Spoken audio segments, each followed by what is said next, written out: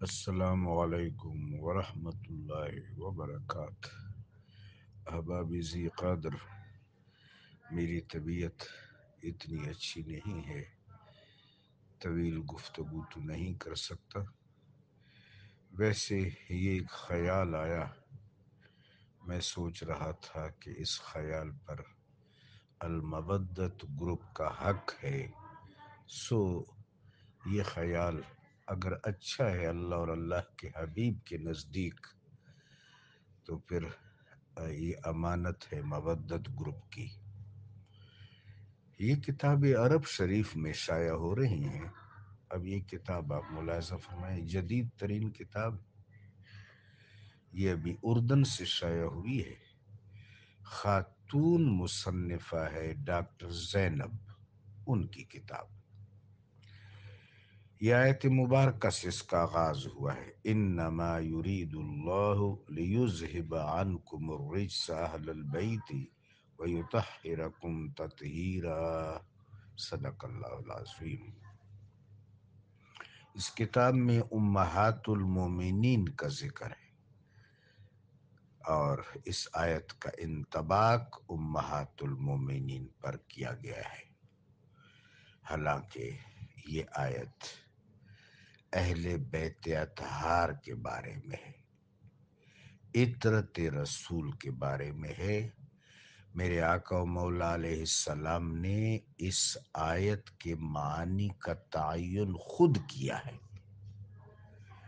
اس آیت کا تشریح کے ساتھ، تفسیر کے ساتھ، استدلال کے ساتھ، اجماع کے ساتھ، اجتہاد اور قیاس کے ساتھ تعلق نہیں ہے، چونکہ اس آیت کے معانی کا تعین صاحب کتاب صلی اللہ علیہ وسلم نے خود کیا ہے، اور اس میں مذکر کا صیغہ ہے، عنکم، کاف پیش میم کم، یہ ضمیر متصل مذکر کی ہے۔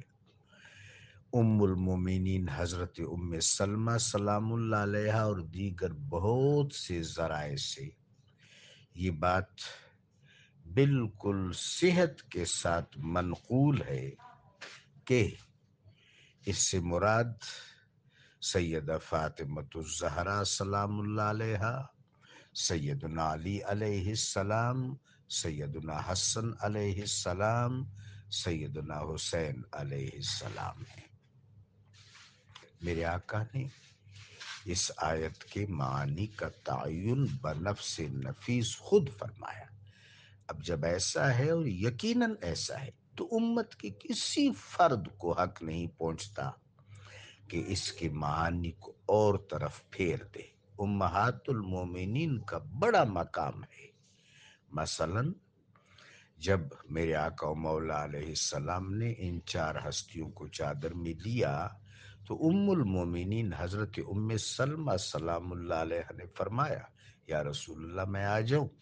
میرے آقا نے فرمایا، انت علی مقامک، آپ اپنے مقام پر ہو، اپنی شان پر ہو، یعنی آپ ام المومنین ہو۔